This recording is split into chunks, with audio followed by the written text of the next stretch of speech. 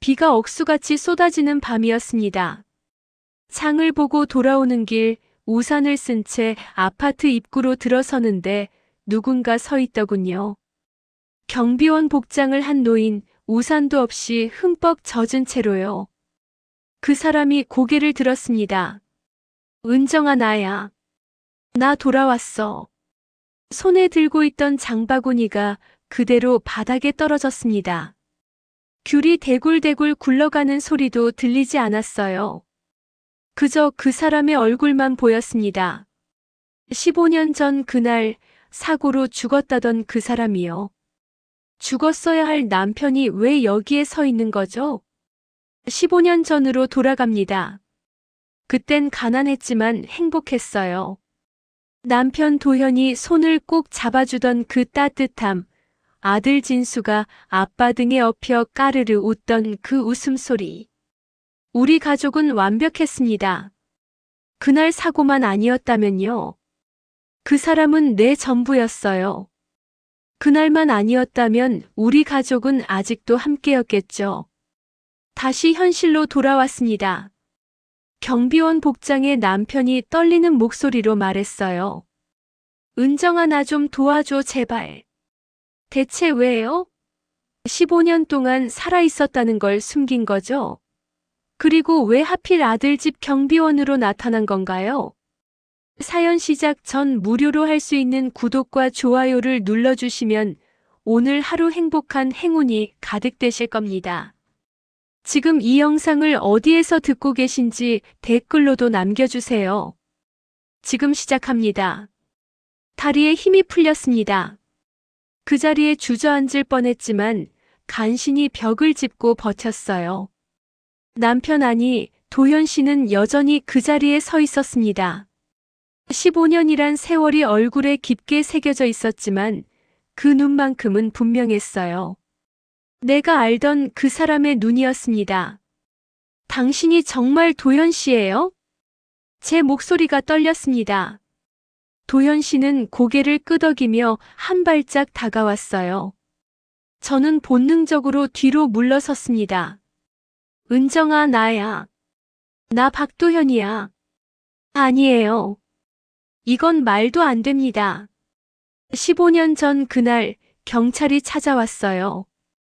교통사고였다고 현장에서 숨졌다고 했습니다. 저는 장례식장에서 빈관 앞에 앉아 사흘 밤을 울었어요. 그런데 지금 그 사람이 살아서 내 앞에 서 있다니요. 어떻게 살아계신 거예요?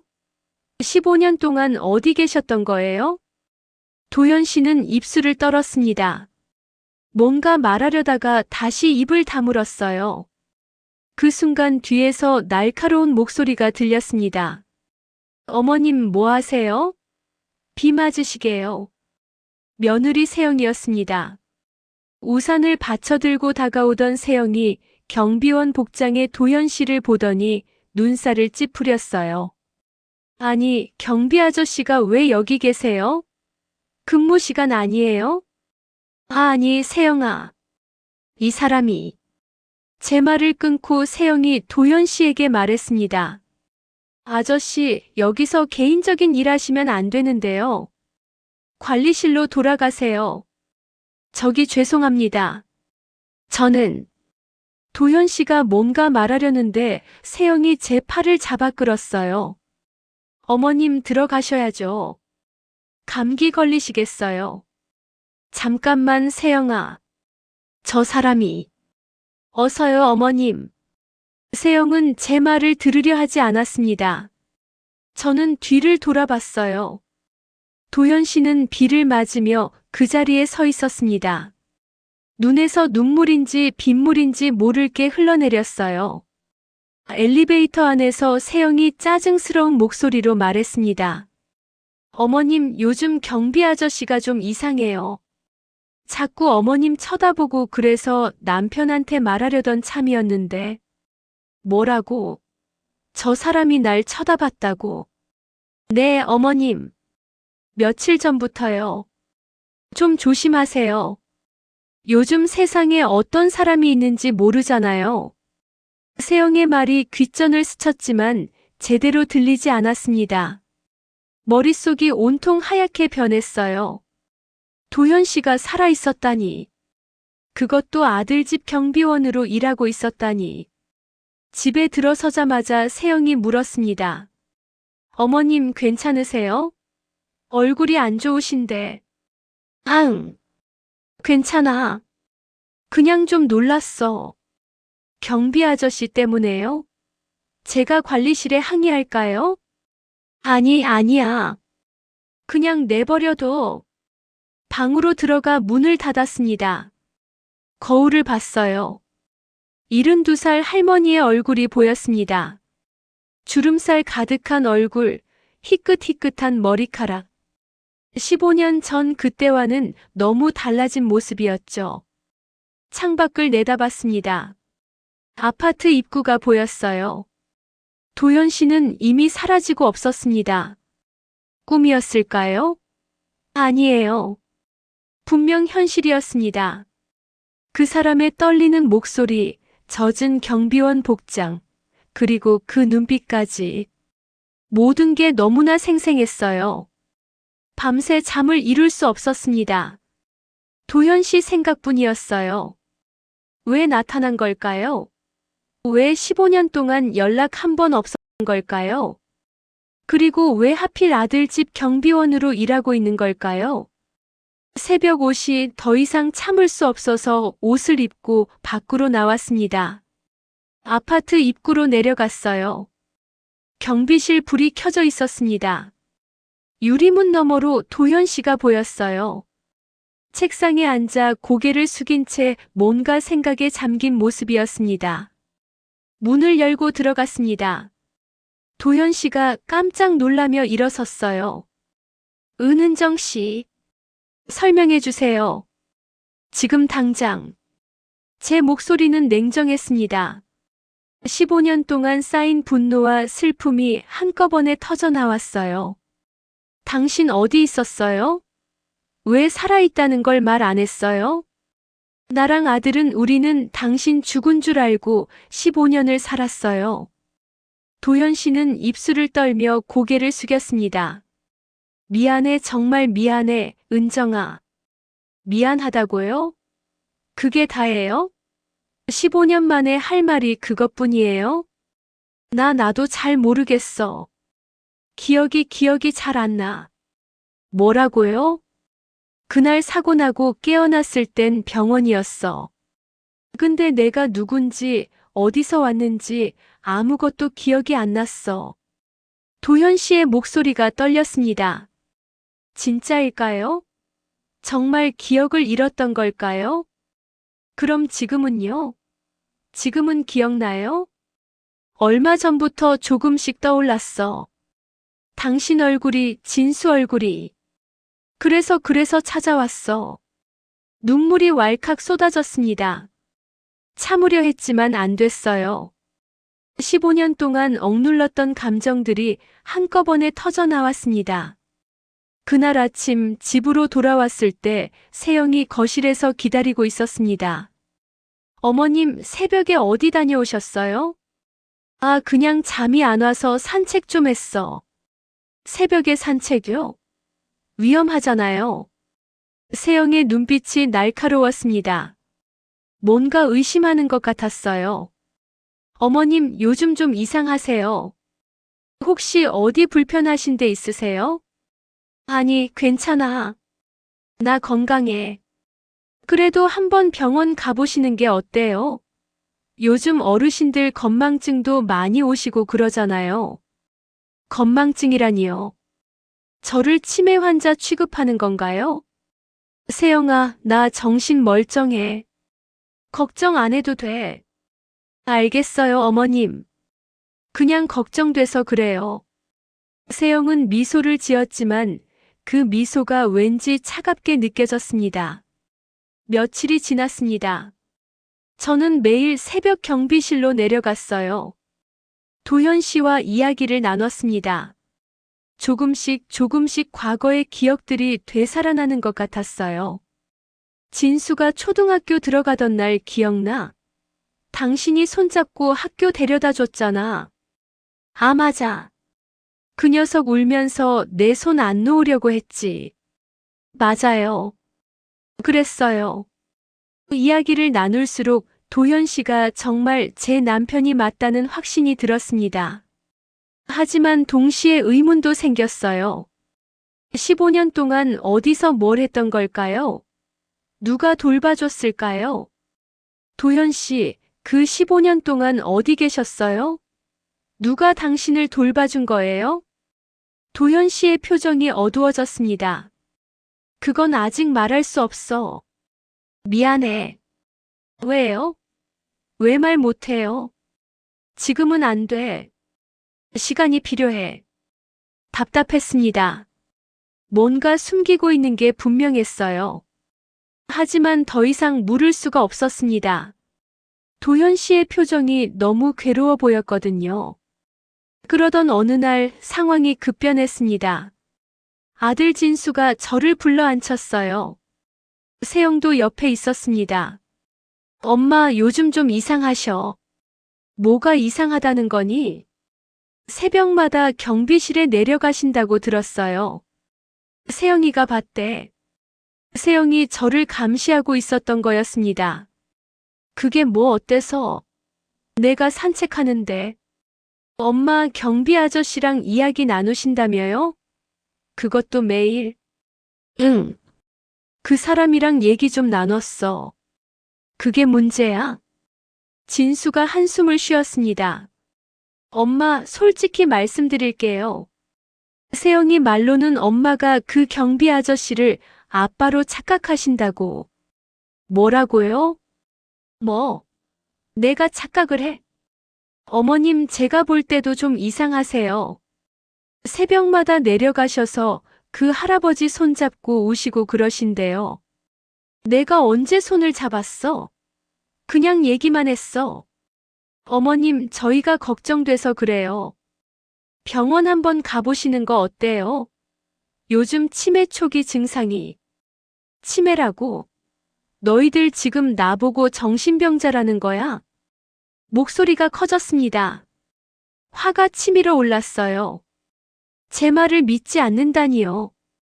엄마, 진정하세요. 우리 그냥 엄마 건강이 걱정돼서. 건강은 무슨? 나 멀쩡해. 세영이 입을 열었습니다. 어머님, 저희도 어머님을 위해서 하는 말씀이에요. 사실 요양원 알아봤는데요. 뭐? 거기 환경도 좋고 어르신들도 많으시대요. 어머님 또래분들이랑 어울리시면 좋을 것 같아서요. 요양원이라니요. 저를 요양원에 보내려고요? 진수야, 내가 정말 그렇게 생각하니? 내 엄마를 요양원에 보내고 싶어. 진수가 고개를 돌렸습니다. 제 눈을 마주치지 못했어요. 엄마, 미안해요. 근데 우리도 직장 다니느라 엄마 케어하기가. 가슴이 무너졌습니다. 내 아들이, 내가 평생 키운 아들이 저를 요양원에 보내려 하다니요. 알았어. 나 혼자 살 수 있어. 여기 나갈게. 어머님, 그게 아니라. 됐어. 더 이상 듣고 싶지 않아. 방으로 들어가 문을 닫았습니다. 눈물이 멈추지 않았어요. 도현 씨가 맞습니다. 저를 믿어주는 사람은 아무도 없었어요. 심지어 제 아들조차도요. 그날 밤 창밖을 내다봤습니다. 경비실 불이 켜져 있었어요. 도현 씨가 혼자 앉아있는 모습이 보였습니다. 저와 똑같이 외로운 사람이요. 그 순간 깨달았습니다. 도현 씨가 뭔가 숨기고 있다는 걸요. 그리고 그 비밀이 우리 가족과 관련이 있을 거라는 걸요. 저는 반드시 진실을 밝혀낼 겁니다. 누가 뭐래도요. 그 다음 날 아침이었습니다. 현관 초인종이 울렸어요. 세영이 문을 열었는데 낯선 여자의 목소리가 들렸습니다. 실례합니다. 혹시 박도현 씨 아세요? 저는 거실에서 귀를 쫑긋 세웠습니다. 도현 씨를 찾는 사람이라고요? 박도현요? 저희 아파트 경비 아저씨 말씀하시는 건가요? 네, 맞아요. 그분 여기 계신가요? 세영이 저를 돌아봤습니다. 저는 일어나 현관으로 갔어요. 문 밖에 60대 후반쯤 되어 보이는 여자가 서 있었습니다. 단정한 옷차림에 조용한 인상이었어요. 손에는 도시락 2개가 들려 있었습니다. 누구세요? 제가 물었습니다. 그 여자가 저를 보더니 잠시 망설이다가 입을 열었어요. 저는 윤미란이라고 합니다. 도현 씨를 찾아왔어요. 도현 씨요? 어떤 관계신데요? 미란 씨가 눈을 내리깔았습니다. 뭔가 말하기 어려운 표정이었어요. 저는 도현 씨를 15년 동안 돌봐왔어요. 심장이 철렁 내려앉았습니다. 15년이라고요? 뭐라고요? 15년을? 네. 도현 씨가 사고 나고 기억을 잃었을 때부터요.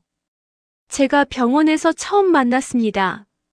세영이 끼어들었습니다. 잠깐만요. 지금 무슨 말씀 하시는 거예요? 경비 아저씨를 15년 동안 돌봤다고요? 네. 도현 씨는 저희 가족이에요. 가족이라고요? 저희 가족? 다리에 힘이 풀렸습니다. 벽을 짚고 겨우 버텼어요. 미란 씨가 놀라며 다가왔습니다. 괜찮으세요? 제가 너무 갑자기 찾아와서. 가족이라니요? 무슨 말씀이세요? 목소리가 떨렸습니다. 미란 씨는 한숨을 쉬며 말했어요. 도현 씨 사고 당일 제가 지나가다가 발견했어요. 쓰러져 계셨죠? 119에 신고하고 병원에 모셔갔는데 신원을 알 수가 없었어요. 기억을 완전히 잃으셨거든요. 그럼 경찰에 신고했어야죠. 했어요. 하지만 실종 신고도 안 들어와 있고 신분증도 없었어요. 몇 달을 기다렸지만 아무도 찾으러 오지 않았죠. 그럴 리가 없어요. 저는 남편 죽은 줄 알았어요. 경찰이 그렇게 말했다고요. 미란 씨가 고개를 저었습니다. 뭔가 잘못된 것 같아요. 저도 이상하다고 생각했어요. 그래서 도현 씨가 기억을 되찾을 때까지 제가 돌보기로 했죠. 그게 15년 전 일입니다. 세영이 날카롭게 물었습니다. 그럼 15년 동안 같이 사셨다는 거예요? 네. 저도 혼자였어요. 남편을 일찍 여의고 아이도 없었죠. 도현 씨를 돌보면서 서로 의지하며 살았습니다. 가슴이 찢어지는 것 같았습니다. 제가 15년 동안 죽은 줄 알고 울고 있을 때 도현 씨는 다른 여자와 가족처럼 살고 있었다니요. 그럼 왜 지금 와서 찾아온 거예요? 그냥 그렇게 살면 됐잖아요. 목소리가 커졌습니다. 미란 씨가 놀란 표정으로 저를 봤어요. 혹시 당신이 도현 씨? 네. 저예요. 도현 씨 아내예요. 법적으로 엄연한 부인이라고요. 미란 씨의 얼굴이 창백해졌습니다. 그리고 눈물이 그녀의 눈가에 맺혔어요. 죄송해요. 정말 몰랐어요. 도현 씨가 기억을 못하셔서 저는 정말. 그 순간 복도 끝에서 도현 씨가 나타났습니다. 경비 업무를 마치고 올라오는 길이었나 봐요. 도현 씨는 미란 씨를 보더니 얼굴이 굳어졌습니다. 미란 씨 왜 여기에? 도현 씨 연락이 안 돼서 걱정했어요. 그래서 찾아왔어요. 도현 씨가 저를 봤습니다. 그리고 미란 씨를 봤어요. 난처한 표정이었습니다. 세영이 냉소를 띠며 말했습니다. 이거 재밌네요. 경비 아저씨한테 2명의 부인이 있었다니. 세영아. 제가 소리쳤지만 세영은 개의치 않았습니다. 어머님 이제 아시겠어요? 제가 왜 그 사람 조심하라고 했는지. 수상한 사람이었다니까요. 닥쳐. 내가 뭘 안다고. 복도가 시끄러워지자 이웃들이 문을 열고 구경하기 시작했습니다. 세영이 헛기침을 하며 말했어요. 일단 안으로 들어오세요. 복도에서 이러면 안 되죠. 집 안으로 들어왔습니다. 거실 소파에 모두 앉았어요. 도현 씨와 미란 씨, 그리고 저와 세영. 기묘한 침묵이 흘렀습니다. 진수가 회사에서 급하게 돌아왔습니다. 세영이 전화했나 봐요. 엄마, 무슨 일이에요? 진수가 상황을 파악하자 표정이 굳어졌습니다. 도현 씨를 보고 미란 씨를 보고 그리고 저를 봤어요. 이게 대체 무슨 일이에요? 진수야, 저 사람이 내 아빠야. 네. 경비 아저씨. 저 사람이 내 아버지 박도현이야. 진수의 얼굴에서 피가 쭉 빠졌습니다. 믿을 수 없다는 표정으로 도현 씨를 쳐다봤어요. 아빠라니요? 아빠는 15년 전에 돌아가셨잖아요. 아니야. 살아있었어. 기억을 잃고 다른 여자랑 살았대. 진수가 비틀거렸습니다. 세영이 재빨리 남편을 부축했어요. 여보, 진정해. 일단 앉아. 도현 씨가 떨리는 목소리로 말했습니다. 진수야, 아빠야. 미안하다. 정말 미안해. 미안하다고요? 15년 동안 어디 계셨는데요? 엄마가 얼마나 고생하셨는지 아세요? 진수의 목소리가 떨렸습니다. 눈에 눈물이 가득했어요. 저는 아빠 없이 컸어요. 친구들이 아빠 얘기할 때마다 얼마나 외로웠는지 아세요? 엄마는 혼자 저 키우느라 얼마나 힘들었는지 아세요? 도현 씨가 고개를 떨구었습니다. 미란 씨가 조용히 말했어요. 제 잘못입니다. 제가 경찰에 더 적극적으로 찾아달라고 했어야 했어요. 세영이 차갑게 말했습니다. 이제 와서 무슨 소용이에요? 이미 15년이 지났는데. 세영아, 그만해. 제가 말했지만 세영은 멈추지 않았습니다. 어머님, 현실을 보세요. 저 사람은 15년 동안 다른 여자랑 살았어요. 이제 와서 가족이라고. 말이 돼요? 그래도 뭐예요? 법적으로는 어머님 남편이 맞지만 사실상 남이나 다름없잖아요. 가슴이 너무 아팠습니다. 세영의 말이 틀린 말은 아니었거든요. 15년이란 세월은 너무 길었습니다. 그 사이 모든 게 변해버렸어요.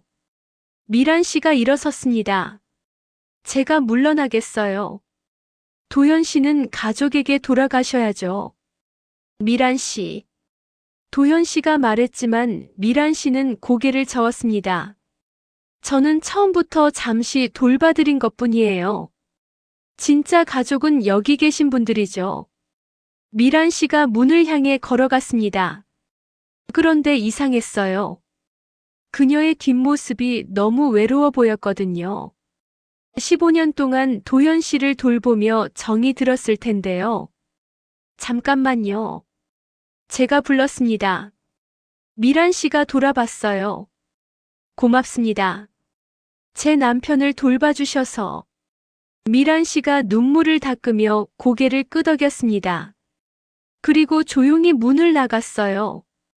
도현 씨가 망연자실한 표정으로 서 있었습니다. 진수는 소파에 앉아 고개를 감싸쥐고 있었고요. 세영은 팔짱을 낀 채 차갑게 지켜보고 있었습니다. 그날 밤 아무도 잠들지 못했습니다. 우리 가족은 완전히 무너져 버렸어요. 며칠이 지났습니다. 도현 씨는 경비실에서 계속 일했어요. 집으로 올라오지 않았습니다. 진수가 허락하지 않았거든요. 엄마, 아빠라고 불러야 할지도 모르겠어요. 낯선 사람 같아요. 진수의 말이 가슴을 찔렀습니다. 하지만 뭐라고 위로해줄 말이 없었어요. 저도 똑같이 느끼고 있었으니까요. 세영은 이 기회를 놓치지 않았습니다. 어머님, 이제 요양원 얘기 다시 해봐요. 이런 일까지 겪으셨는데 여기 계시면 스트레스만 받으실 거예요.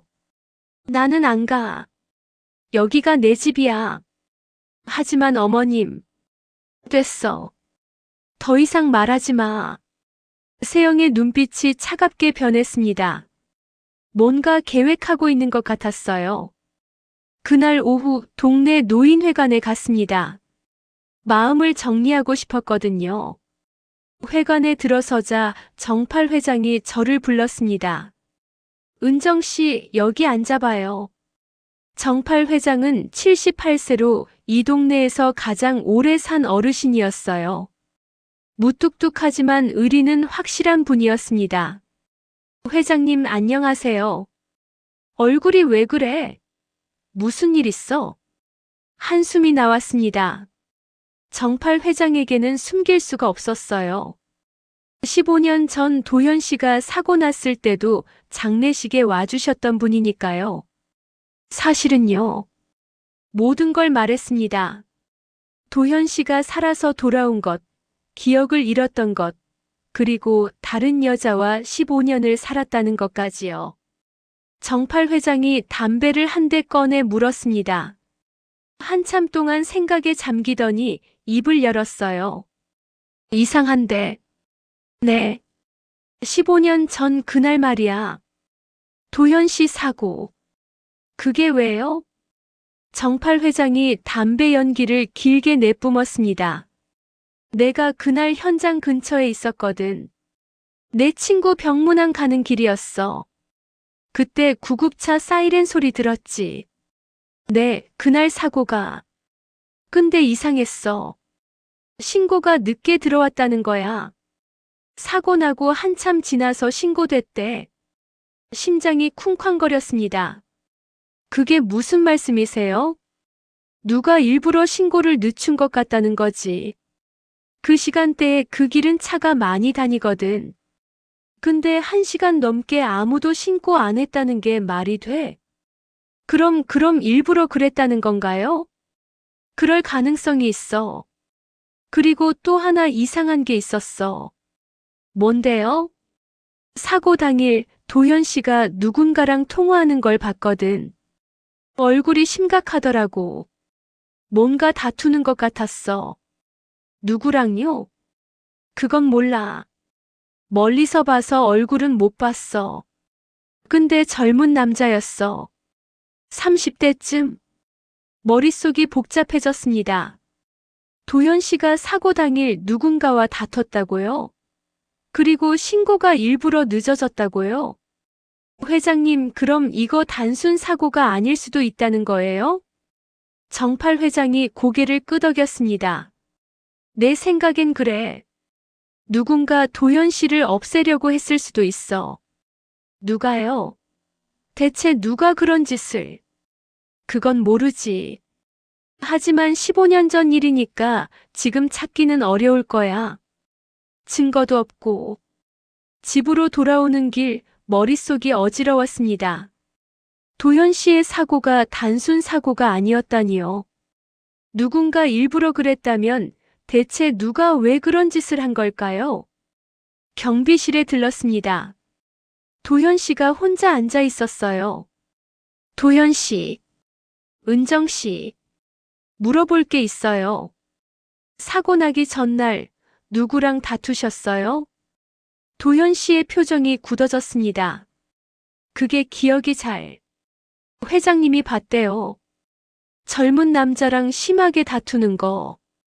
도현 씨가 이마를 짚었습니다. 뭔가 떠오르려는 것 같았어요. 젊은 남자, 아, 맞아. 누군가 나한테 돈을 빌려달라고 했어. 근데 거절했지. 누구였는데요? 그게 얼굴은 기억나는데 이름이, 아, 맞다. 성이 최 씨였어. 최. 그 순간 현관문이 벌컥 열렸습니다. 세영이었어요. 어머님, 또 여기 계세요? 세영의 표정이 차가웠습니다. 그리고 그녀의 눈빛에서 뭔가 이상한 걸 느꼈어요. 불안함? 아니면 두려움? 세영아, 너. 어머님 들어가세요. 저녁 준비했어요. 세영이 제 팔을 잡아 끌었습니다. 뒤돌아보니 도현 씨가 걱정스러운 표정으로 저를 보고 있었어요. 엘리베이터 안에서 세영이 낮은 목소리로 말했습니다. 어머님 경고했잖아요. 그 사람한테 자꾸 가시면 안 된다고. 내가 왜 못 가는데? 어머님을 위해서예요. 그 사람 때문에 더 힘들어지실 뿐이에요. 세영의 목소리가 이상했습니다.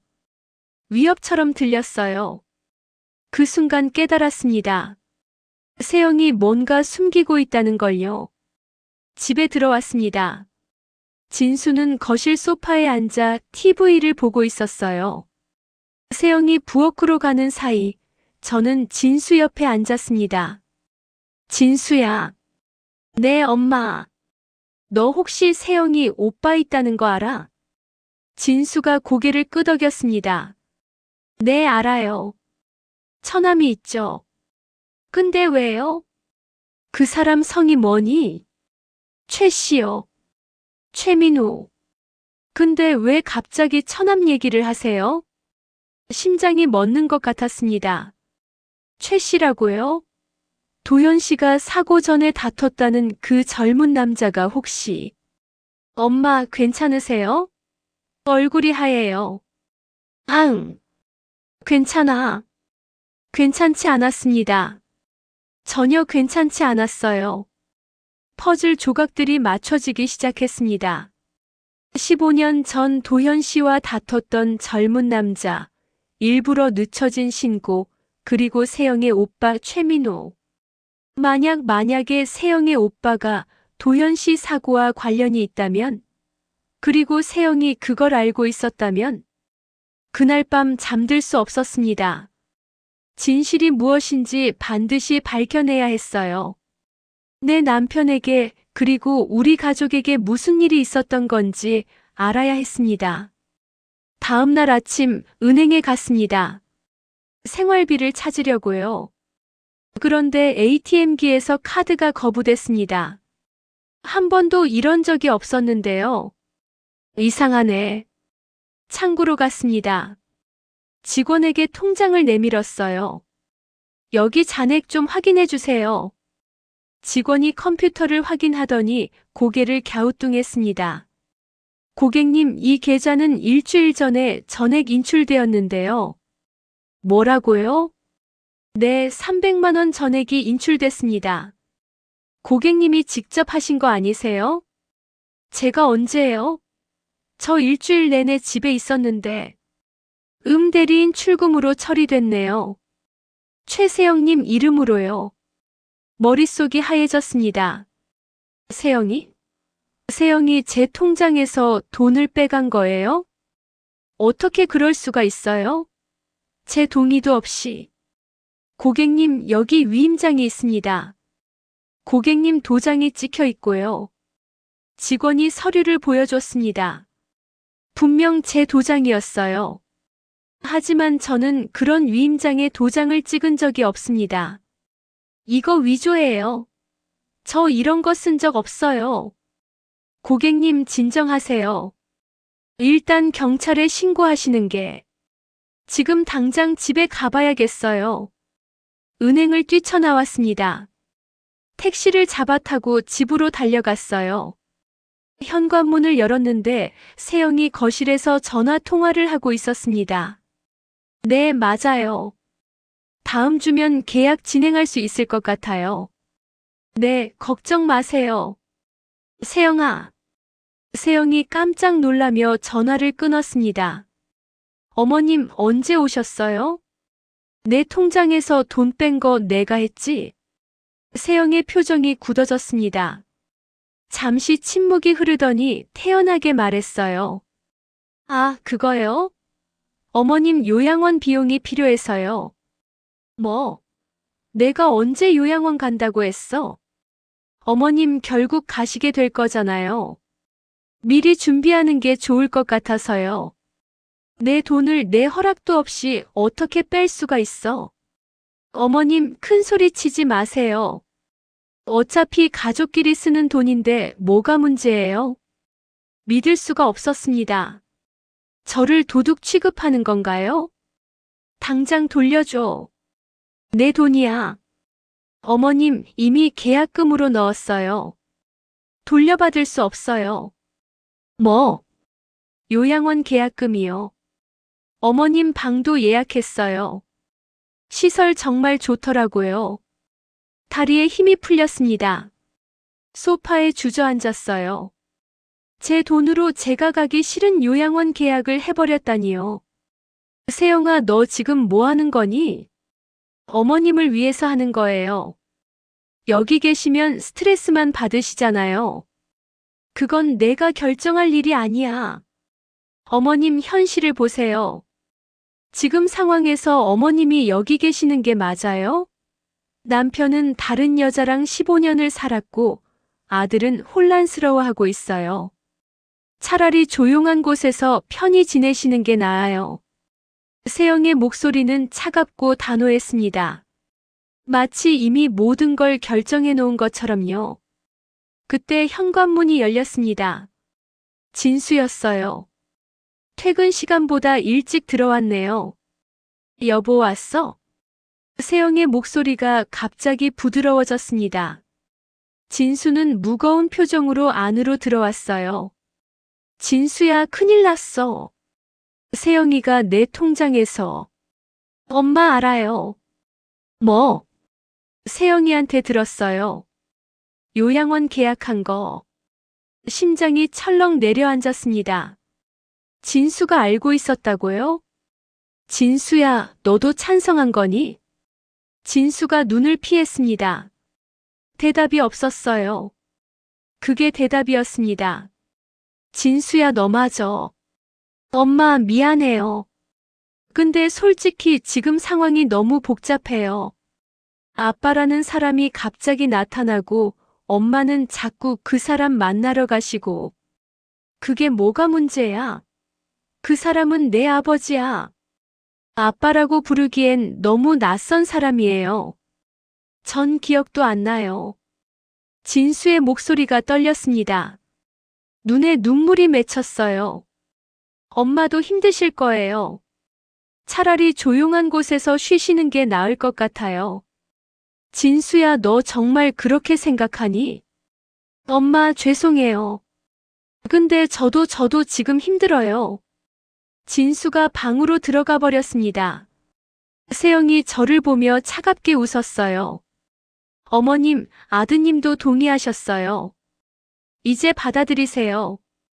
가슴이 무너져 내렸습니다. 제 아들이, 평생 키운 아들이 저를 버렸어요. 세영의 말에 넘어가서요. 그날 밤 눈물이 멈추지 않았습니다. 이 집에서 저는 더 이상 환영받지 못하는 사람이 됐어요. 제 돈으로 제가 가기 싫은 곳에 보내지려 하고 아들마저 그걸 찬성했습니다. 새벽 2시 잠들 수 없어서 밖으로 나왔습니다. 경비실로 향했어요. 도현 씨가 혼자 앉아 있었습니다. 은정 씨. 도현 씨, 나 이제 어떻게 해야 할지 모르겠어요. 모든 걸 말했습니다. 통장에서 돈이 사라진 것, 요양원 계약된 것, 진수가 동의한 것까지요. 도현 씨의 얼굴이 일그러졌습니다. 내 잘못이야. 내가 돌아오지 않았으면. 아니에요. 당신 잘못이 아니에요. 은정아, 미안해. 정말 미안해. 도현 씨가 제 손을 잡았습니다. 15년 만에 느끼는 따뜻함이었어요. 나 다 기억났어. 뭐라고요? 15년 전 그날. 무슨 일이 있었는지 다 기억났어. 도현 씨의 손이 떨리고 있었습니다. 얼굴에는 두려움과 죄책감이 뒤섞여 있었어요. 말해줘요. 무슨 일이 있었는지. 그날 누군가 나를 찾아왔어. 젊은 남자였지. 돈을 빌려달라고 했어. 정팔 회장님이 말씀하신 그 사람이요? 응. 그 사람은 최민호였어. 세영이 오빠. 심장이 멎는 것 같았습니다. 역시 그랬어요. 왜 돈을 빌려달라고 했는데요? 사업 자금이 필요하다고 했어. 근데 그게 사기였어. 나중에 알고 보니 그 사람은 우리 가게를 노리고 있었던 거야. 우리 가게를요? 응. 그때 우리가 작은 식당 하나 운영했잖아. 그 자리가 재개발 예정 지역이었어. 보상금이 꽤 나올 곳이었지. 기억났습니다. 15년 전 우리는 작은 식당을 운영했어요. 장사가 잘 됐고 보상금도 기대하고 있었습니다. 그런데 도현 씨가 사고로 죽고 저는 식당을 정리할 수밖에 없었어요. 그래서 거절했어. 그랬더니 그 사람이 위협을 했어. 생각 좀 해보세요. 안 그러면 후회할 거예요. 그러더라고. 그게 사고 직전이었구나. 응. 그 다음날 사고가 났어. 근데 이상했어. 차가 갑자기 내 쪽으로 돌진했거든. 피할 시간도 없었어. 도현 씨의 목소리가 떨렸습니다. 그리고 쓰러진 후에도 이상했어. 사람들 목소리는 들렸는데 아무도 119에 신고하지 않더라고. 누군가 아직은 안 돼 그러는 소리가 들렸어. 누가요? 그건 모르겠어.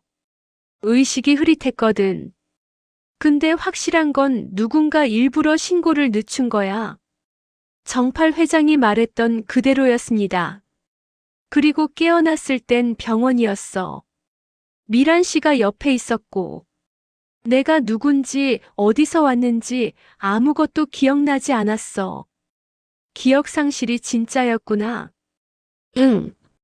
몇 년 동안 아무것도 몰랐어. 미란 씨가 날 돌봐줬어. 그 사람 아니었으면 나 죽었을 거야.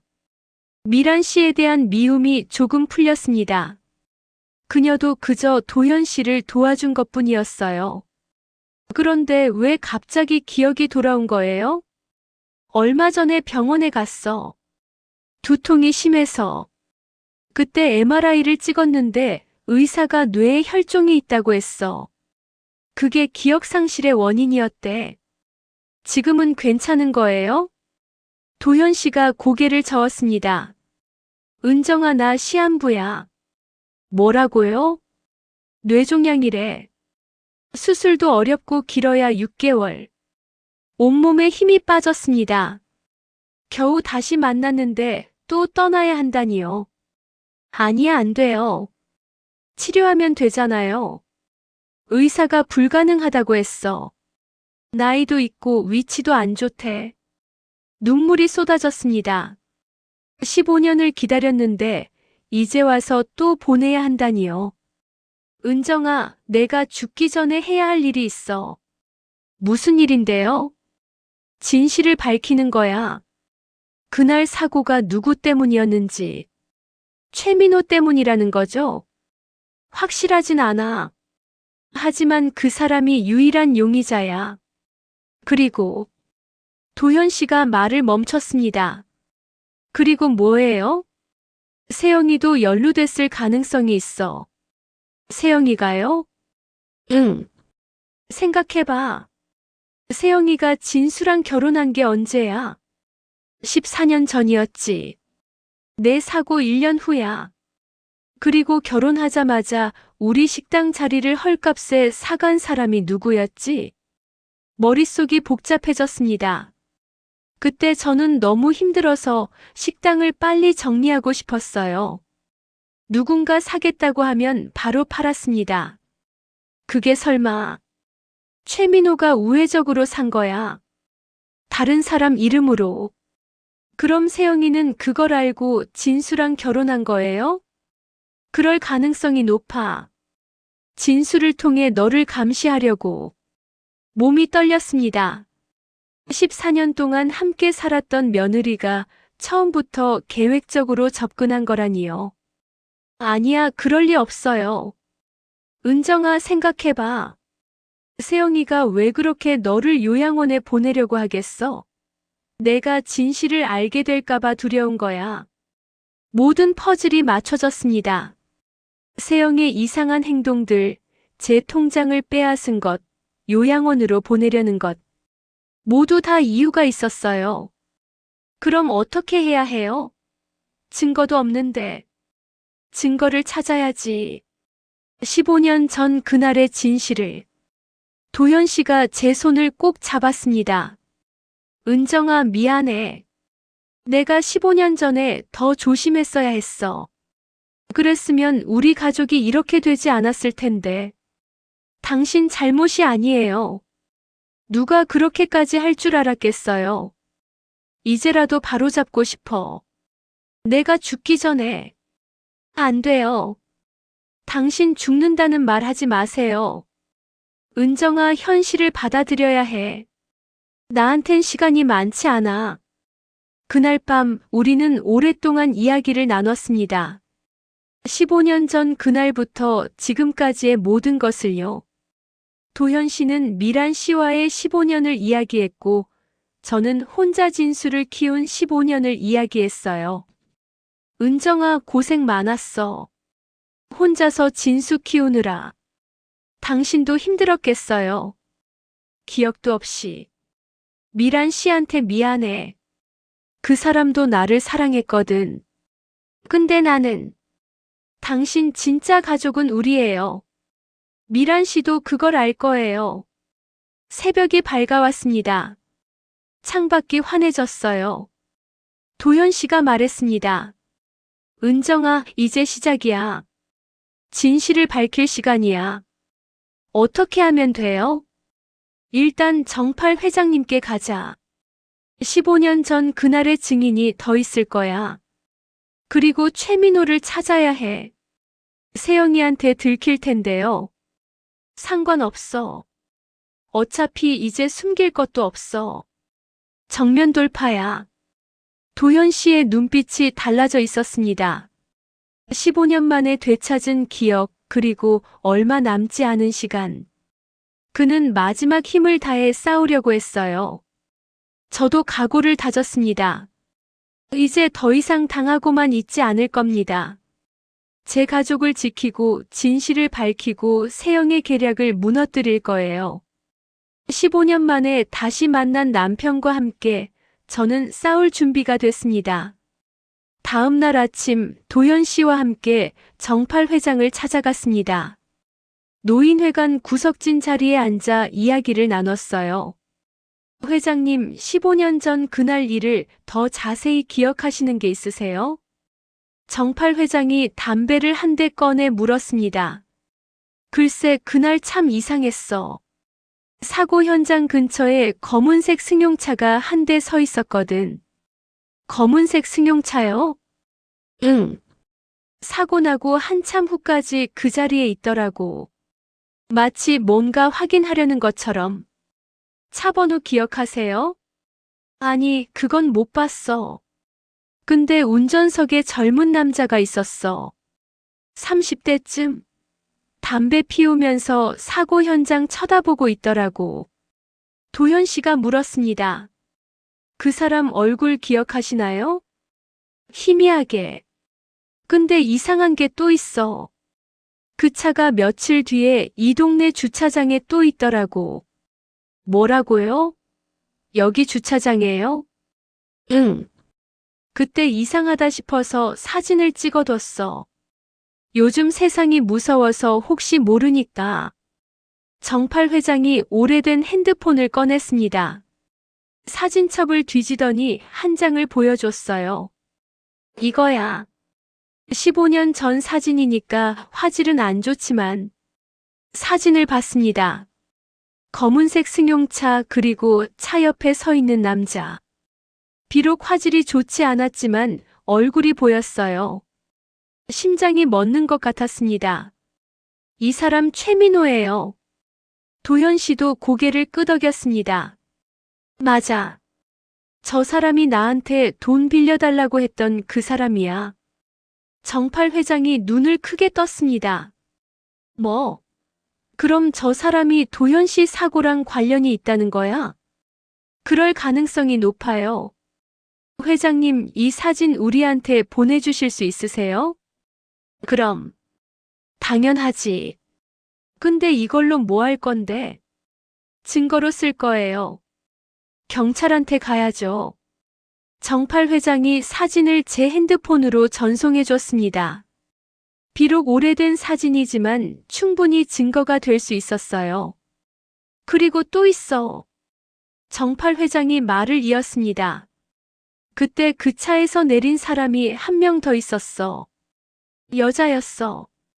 여자요? 응. 젊은 여자. 한 20대 후반. 그 남자랑 얘기하는 걸 봤어. 얼굴 보셨어요? 잘은 못 봤어. 근데 키가 크고 날씬했어. 머리는 길었고. 세영이 떠올랐습니다. 14년 전 처음 봤을 때 세영도 그런 모습이었어요. 회장님, 혹시 이 사진에 그 여자도 나왔나요? 아니, 그건 못 찍었어. 너무 빨리 차에 타버렸거든. 아쉬웠지만 어쩔 수 없었습니다. 최민호의 사진만으로도 큰 수확이었어요. 집으로 돌아가는 길, 도현 씨가 말했습니다. 은정아, 이제 최민호를 찾아야 해. 어떻게 찾아요? 세영이한테 물어봐야지. 세영이가 말해줄까요? 말 안 하면 다른 방법을 써야지. 일단 정면으로 부딪혀보자. 집에 도착했습니다. 현관문을 열고 들어가니 세영이 거실에 있었어요. 저를 보더니 눈살을 찌푸렸습니다. 어머님, 어디 다녀오세요? 세영아, 너 오빠 지금 어디 있니? 세영의 표정이 굳어졌습니다. 왜 오빠를 찾으세요? 할 말이 있어서. 전화번호 좀 알려줘. 무슨 일인데요? 오빠는 지금 바쁘실 텐데. 그냥 알려줘. 중요한 일이야. 세영이 저를 의심스럽게 쳐다봤습니다. 도현 씨가 뒤에서 나타나자 세영의 얼굴이 더 굳어졌어요. 경비 아저씨는 왜 여기 계세요? 나 경비 아저씨 아니야. 도현이야. 박도현. 도현 씨의 목소리가 단호했습니다. 세영이 뒤로 한 걸음 물러섰어요. 세영 씨, 15년 전 내 사고 때 당신 오빠가 현장에 있었어요. 무슨 소리예요? 증거라도 있어요? 도현 씨가 핸드폰을 꺼내 사진을 보여줬습니다. 세영의 얼굴이 창백해졌어요. 이게 뭐예요? 당신 오빠 최민호 맞죠? 15년 전 내 사고 현장 근처에 있었어요. 그것도 한참 동안. 우연히 지나가다가 있었을 수도 있잖아요. 우연? 그 전날 나한테 돈 빌려달라고 협박했던 사람이. 세영이 입술을 깨물었습니다. 말문이 막힌 것 같았어요. 세영아, 솔직히 말해. 너도 알고 있었지? 내 오빠가 뭘 했는지. 제가 물었습니다. 세영이 고개를 저었어요. 몰라요. 저는 아무것도 몰라요. 거짓말하지 마. 내가 진수랑 결혼한 것도 우연이 아니잖아. 우리 식당 자리를 노리고 계획적으로 접근한 거지. 세영의 눈에 눈물이 맺혔습니다. 하지만 그게 진짜 눈물인지 연기인지 알 수 없었어요. 어머님, 저는 정말. 그때 현관문이 열렸습니다. 진수였어요. 퇴근 시간보다 한참 이른 시각이었는데요. 무슨 일이에요? 집에서 무슨 소리가 들려서 왔는데. 진수가 상황을 보더니 당황한 표정을 지었습니다. 엄마, 또 무슨 일이에요? 진수야, 들어봐. 내 장인이 15년 전 내 아버지 사고에 연루됐어. 뭐라고요? 증거도 있어. 사진이랑 증인도 있고. 진수가 세영을 봤습니다. 세영은 고개를 숙인 채 아무 말도 하지 않았어요. 여보, 이게 무슨 얘기야? 장인어른이. 나도 잘 몰라. 세영의 목소리가 떨렸습니다. 진수가 다가가 세영의 어깨를 잡았어요. 여보, 눈 보고 말해봐. 정말 몰랐어? 세영이 고개를 들었습니다. 눈에서 눈물이 흘러내렸어요. 미안해, 미안해, 여보. 뭐가 미안한데? 나 알고 있었어. 진수가 비틀거렸습니다. 믿을 수 없다는 표정이었어요. 알고 있었다고. 뭘? 오빠가 도연 아버님 사고에 연루됐다는 거. 나도 처음엔 몰랐어. 결혼하고 나서 알았어. 그럼 그때 왜 말 안 했어? 말하면 우리 끝나는 거잖아. 나 무서웠어. 세영이 울먹였습니다. 하지만 저는 믿을 수 없었어요. 14년 동안 숨기고 산 사람이 이제 와서 무서웠다니요. 세영 씨, 정확히 뭘 알고 있었어요? 도현 씨가 차갑게 물었습니다. 세영이 떨리는 목소리로 대답했어요. 오빠가 아버님한테 돈 빌려달라고 했는데 거절당했대요. 그래서 화가 나서 사고를 냈어요. 일부러 쳤다는 거야? 아니에요. 사고였어요. 근데 신고를 늦췄대요. 아버님이 정말 죽었는지 확인하려고. 온몸에 소름이 돋았습니다. 살인 미수가 아니라 살인 기도였던 거예요. 진수가 벽에 주저앉았습니다. 미쳤어, 다들 미쳤어. 여보, 미안해. 나도 어쩔 수 없었어. 오빠가 자꾸 협박했어. 말하면 우리 가족 다 망한다고. 그래서 14년 동안 숨기고 산 거야? 그것도 모자라서 우리 엄마를 요양원에 보내려고 한 거야? 세영이 아무 말도 하지 못했습니다. 진수가 소리쳤어요. 대답해. 엄마를 요양원에 보내려던 것도 내 오빠 계획이었어? 여보. 대답하라고. 그래, 맞아. 오빠가 시켰어. 어머님이 진실을 알게 될까봐 두려웠대. 진수가 세영을 보는 눈빛이 차갑게 변했습니다. 너 지금까지 나를 속인 거야? 여보, 나도 힘들었어. 매일매일 거짓말하면서 사는 게 얼마나 힘든지 알아? 닥쳐. 그런 말할 자격 없어. 진수의 고함에 세영이 울음을 터뜨렸습니다. 하지만 저는 동정심이 들지 않았어요. 14년 동안 우리 가족을 속이고 이용한 사람이니까요. 세영아, 내 오빠 지금 어디 있니? 모르겠어요. 거짓말하지 마. 당장 전화해. 어머님, 전화 안 하면 경찰 부를 거야. 살인 미수로. 세영이 떨리는 손으로 핸드폰을 꺼냈습니다. 오빠에게 전화를 걸었어요. 잠시 후 상대방이 받았습니다. 오빠, 나야. 핸드폰 너머로 남자 목소리가 들렸습니다. 왜? 무슨 일이야? 오빠 들켰어. 15년 전 그 일. 뭐? 도연 아버님이 다 기억하셨어. 그리고 증거도 있대. 잠시 침묵이 흘렀습니다. 그리고 남자가 욕을 했어요. 이런 망할 알았어. 지금 간다. 전화가 끊어졌습니다. 세영이 핸드폰을 내려놓으며 말했어요. 30분 후에 온대요. 좋아. 기다리자. 도현 씨가 단호하게 말했습니다. 그 30분이 정말 길게 느껴졌습니다. 거실에는 무거운 침묵만 흘렀어요. 진수는 소파에 앉아 고개를 감싸쥐고 있었고 세영은 구석에서 울고 있었습니다. 초인종이 울렸습니다. 문을 열자 40대 후반의 남자가 서 있었어요. 최민호였습니다. 들어오세요. 최민호가 거실로 들어왔습니다. 도현 씨를 보더니 비웃듯 말했어요. 오래 살다 보니 다 보네. 죽었어야 할 사람이 살아 돌아오다니. 최민호 씨, 15년 전 그날 얘기 좀 합시다. 뭘 얘기해? 난 아무것도 모르는데. 증거가 있어요. 당신이 사고 현장에 있었다는 사진. 최민호의 표정이 굳어졌습니다.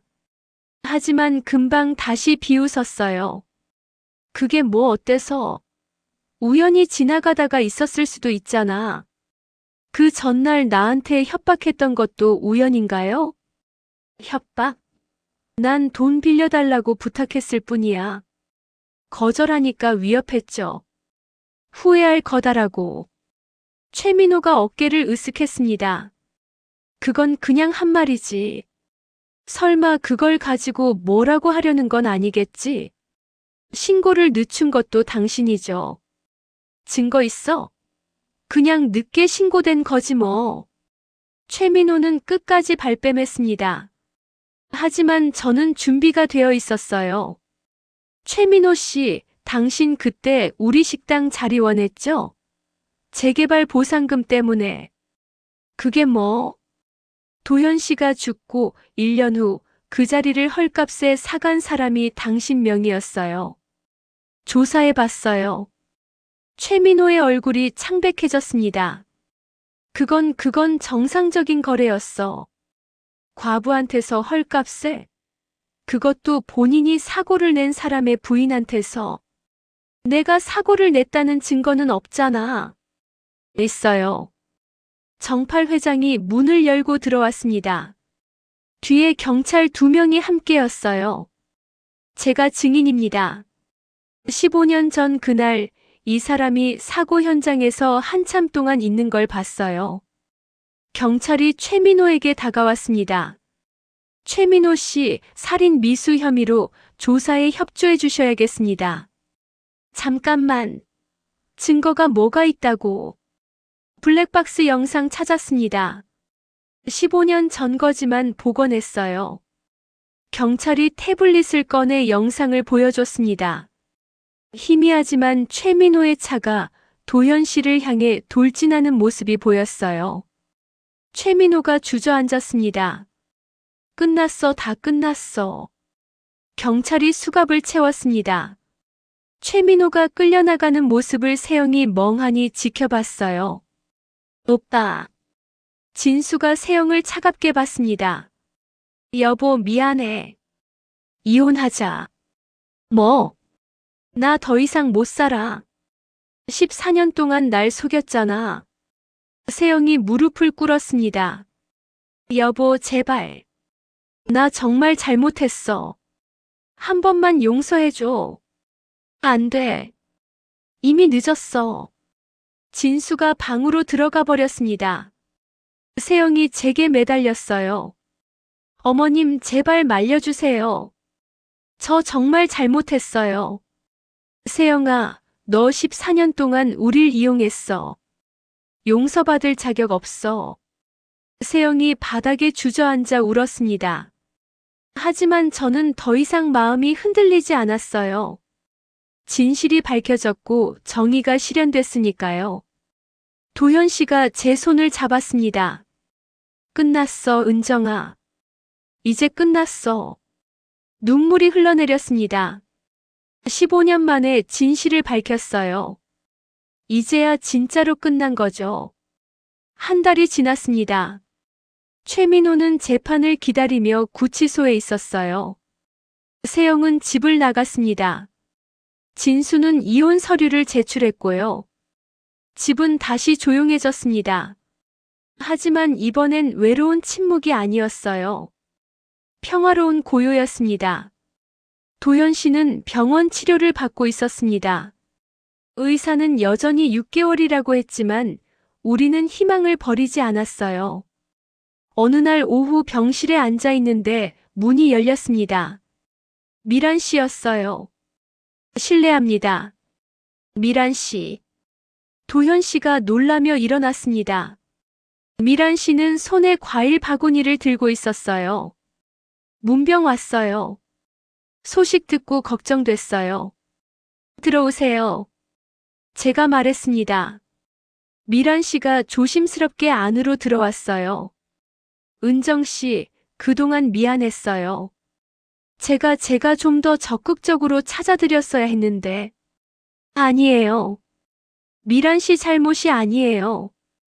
오히려 고마워요. 도현 씨 돌봐주셔서. 미란 씨의 눈에 눈물이 맺혔습니다.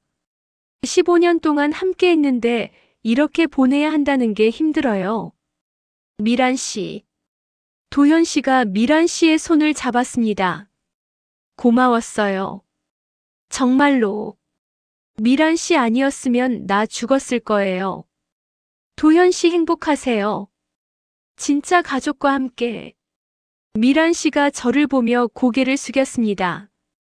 은정 씨, 부탁이에요. 남은 시간 동안 도현 씨 잘 돌봐주세요. 그럴게요. 약속할게요. 미란 씨가 과일 바구니를 놓고 조용히 나갔습니다. 문이 닫히고 나서 도현 씨가 말했어요. 좋은 사람이야. 미란 씨. 알아요. 그 사람도 당신을 사랑했어요. 미안해, 은정아. 내가 기억을 잃지 않았다면 됐어요. 이제 그런 얘기 하지 말아요. 창밖을 봤습니다. 가을 하늘이 참 맑았어요. 15년 만에 다시 함께하는 시간이 이렇게 소중한 줄 몰랐습니다. 며칠 후 진수가 병실을 찾아왔습니다. 손에 꽃다발을 들고요. 아버지.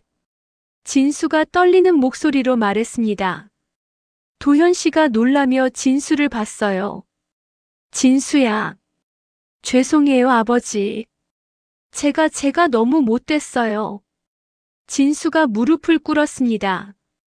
눈에서 눈물이 쏟아졌어요. 세영이 말만 듣고 엄마를 요양원 보내려고 했어요. 아버지도 의심했고요. 정말 죄송합니다. 도현 씨가 진수를 일으켜 세웠습니다.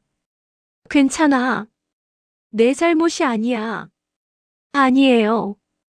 제 잘못이에요. 엄마를 못 믿었어요. 제가 정말 나쁜 아들이에요. 진수야. 제가 다가가 아들의 어깨를 안았습니다. 엄마는 괜찮아. 내가 이제라도 알아줘서 고마워. 엄마 미안해요. 정말 미안해요. 진수가 제 품에 안겨 울었습니다. 47살 장성한 아들이 어린아이처럼 울었어요. 저도 눈물이 났습니다. 하지만 이번 눈물은 슬픔이 아니었습니다. 기쁨의 눈물이었어요. 아버지, 그동안 못다한 이야기 하고 싶어요. 진수가 눈물을 닦으며 말했습니다. 나도 그래. 내가 어렸을 때 이야기, 아빠가 못해준 이야기 많아. 그날 오후 세 식구가 오랫동안 이야기를 나눴습니다. 15년 동안 못다한 이야기들을요. 진수의 학창시절, 군대 이야기, 결혼 이야기. 도현 씨는 미안해하며 들었고 진수는 눈물을 흘리며 말했습니다. 아버지, 아직 늦지 않았어요. 이제라도 함께하면 되죠? 그래, 아들아. 이제 시작이야. 해가 지고 병실에 노을빛이 들어왔습니다. 창밖 하늘이 붉게 물들었어요. 참 아름다운 풍경이었습니다. 한 달이 더 지났습니다. 도현 씨의 상태는 나빠지지 않았어요. 오히려 조금 나아진 것 같았습니다. 의사도 신기해했죠. 환자분 의지가 대단하시네요. 보통 이 정도면 더 악화됐을 텐데. 살아야 할 이유가 생겼거든요. 도현 씨가 제 손을 꼭 잡으며 말했습니다. 어느 토요일 오후 병원 옥상 정원에 나갔습니다. 날씨가 정말 좋았어요. 가을 햇살이 따스했습니다. 벤치에 나란히 앉았어요. 도현 씨가 하늘을 올려다봤습니다. 은정아, 15년 전으로 돌아갈 수 있다면 뭐 하고 싶어? 글쎄요, 당신 손 더 꼭 잡고 있을 것 같아요. 절대 놓치지 않게. 나도 그래. 그리고 진수한테 더 많이 사랑한다고 말해줄 거야. 이제라도 하면 되죠. 그래, 맞아. 바람이 불어왔습니다. 낙엽이 떨어지며 춤을 췄어요. 계절은 흘러가지만 우리의 시간은 여기 머물러 있었습니다. 은정아, 내가 떠나면. 그런 말 하지 마세요. 들어봐. 내가 떠나면 슬퍼하지 마. 이번엔 제대로 이별했으니까. 이별이라니요. 당신 안 떠나요. 언젠가는 떠나야지. 근데 괜찮아. 이번엔 후회 없어. 진실도 밝혔고 진수랑도 화해했고 무엇보다 도현 씨가 저를 봤습니다. 당신과 다시 만났으니까. 눈물이 흘러내렸습니다. 도현 씨가 제 눈물을 닦아줬어요. 울지 마. 우리 웃으면서 보내는 거야. 알았어요. 웃을게요. 억지로 웃음을 지었습니다. 도현 씨도 웃었어요. 우리는 그렇게 오랫동안 웃으며 앉아 있었습니다. 그날 저녁 진수가 또 병문안을 왔습니다. 이번에는 손자를 데려왔어요. 7살 우진이었습니다. 할아버지 안녕하세요. 우진이가 밝게 인사했습니다. 도현 씨의 얼굴이 환해졌어요. 우진아 할아버지야. 우리 손자 이렇게 컸구나. 할아버지, 저 오늘 그림 그려왔어요. 우진이가 그림을 펼쳤습니다.